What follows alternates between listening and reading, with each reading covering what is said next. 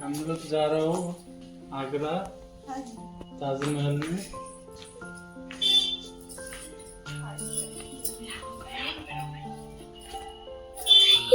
जय जय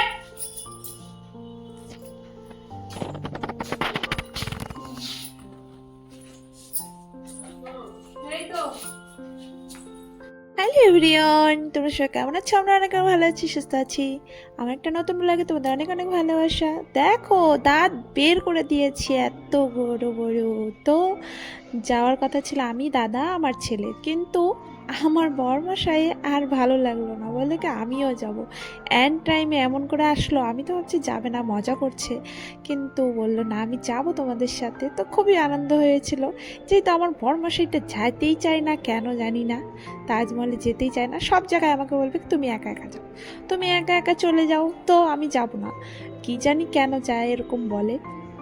তো আমার আজকে খুব আনন্দ হচ্ছিল, যেহেতু দাদার সাথে যাচ্ছিলাম। আমার তো ভয় লাগে না, যেহেতু আমি এখানেই থাকি এখন, সব কিছু আমার এখানেই।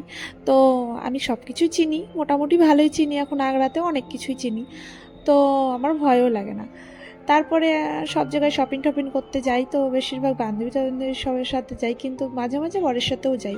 এখন আমি সবটাই চিনে গিয়েছি এদিকে কেমন কি, তাই না? তো ওই যে বেরিয়ে গিয়েছি, দাদা, আমি, আমার বরমশাই, ছেলে।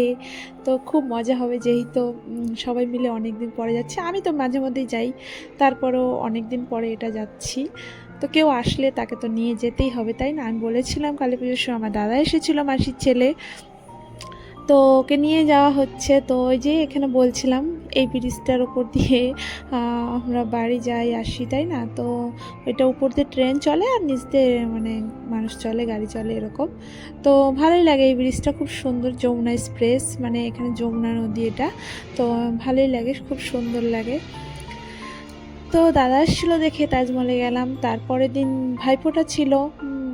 হ্যাঁ, এত ভিড় ছিল তাজমহলে, জীবনে ভাবতে পারিনি এত ভিড় হবে। মানে কালী পুজোর সময় আমার ছেলে বলছিল, মা আমাদের যেমন ছুটি দিয়েছে, সব কিছুই তো ছুটি, তার জন্যই মানুষ তাজমহলে ঘুরতে আসছে। আমি বলছি কি, বাপরে এত ভিড়, আগে জানলে যেতামই না।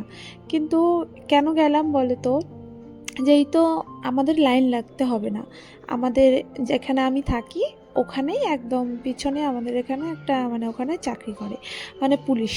তো ওখানেই আমাদের একদম এন্ট্রি করে দিবে, ভিতরে ঢুকিয়ে দিবে, ওই সব কিছু করে দিবে। তো আমাদের তো টাকাও লাগে না, এমনি এমনি নর্মাল ঢুকতে গেলে 50 টাকা করে এক একজনের, বাচ্চা ফ্রি। আর হলো, আর ভিতরে যে মানুষের, মানে ওই যে মমতাজের আর হলো শাহজাহানের কবরস্থান দুটো দেখতে গেলে ভিতরে 200 টাকা করে টিকিট লাগে। তো আমাদের কোনোটাই লাগে না, যেহেতু আমরা ওই যে পুলিশওয়ালার জন্য আমাদের 1 টাকাও লাগে না। তো আমাদের এখানকার দুজন ওখানে চাকরি করে, তো ভালোই আমাদের সুবিধা হয়, যে যতবারই যে বেশিরভাগ আমরা ফ্রিতেই যাই। যখন ওদের ডিউটি থাকে না তখন হয় তা পয়সা দিয়ে যাই, কিন্তু আমরা ভিতরটা খুব কমই যাই। তো বাইরে দিয়ে ঘুরে টুরে চলে আসি। তো আমার বরের অবস্থা, আমি বলছি কি, তুমি অনেক দিন পরে যাচ্ছ, তোমাকে আগে ভিডিওতে নিই। বলে হ্যাঁ হ্যাঁ আমাকেই নাও। তো চলে আসলাম অনেকটাই দূরে। ভালোই, আমাদের বাড়ির থেকে ভালোই দূর, ওই যে ওখান থেকে দেখা যাচ্ছে তাজমহলটা।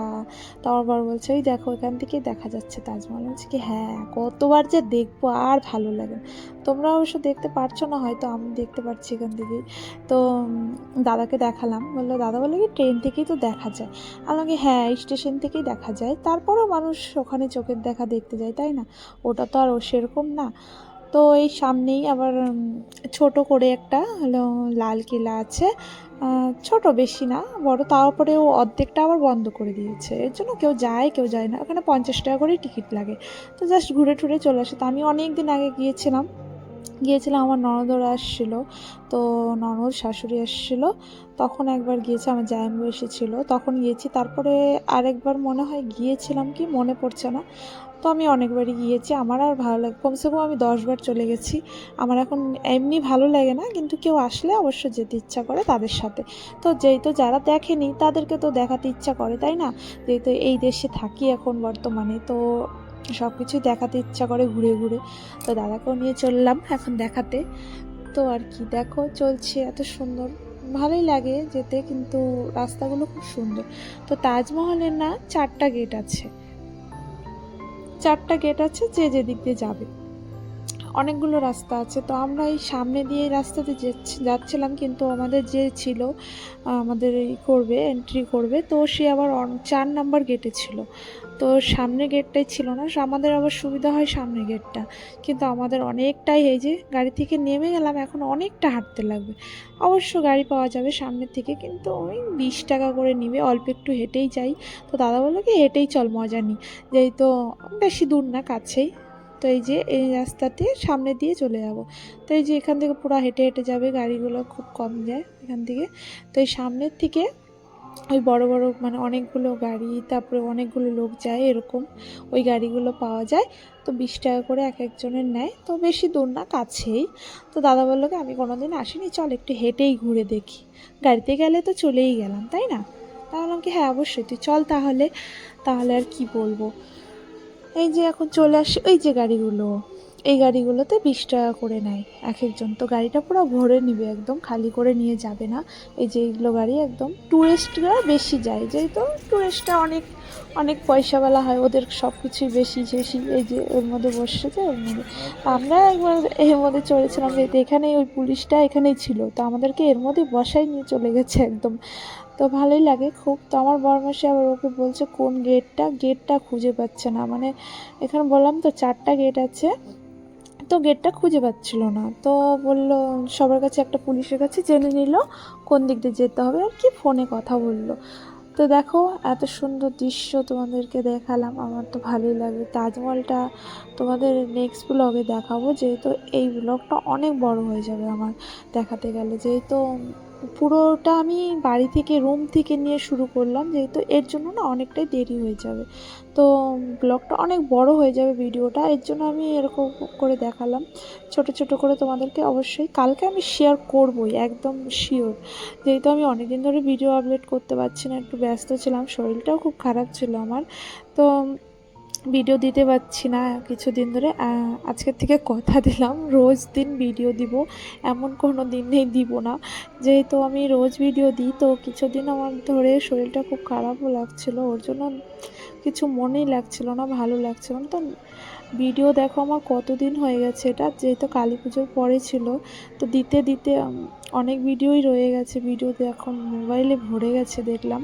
তো আস্তে আস্তে সব ভিডিওগুলো দিচ্ছি। তো দেখো তোমাদের নতুন নতুন এখানে অনেক কিছুই দেখাবো, এখানে জিনিস, তারপরে আবার কোথায় কোথায় যাই আমি এখানে।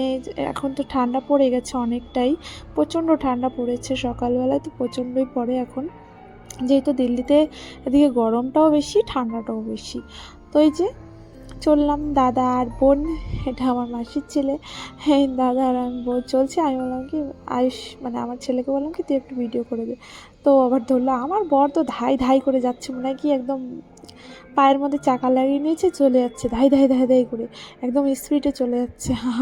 আর আমি বলছি কি বাপটা আমি হাঁটতে পারবো না এত জোরে। দেখো আজকে মনে হচ্ছে কি মেলা লেগেছে, এত সুন্দর মেলা লাগবে এখানে, বাপরে কোনোদিনও ভাবতে পারিনি। দেখো আমি যে বললাম এত ভিড়, সত্যি দেখো কত ভিড়।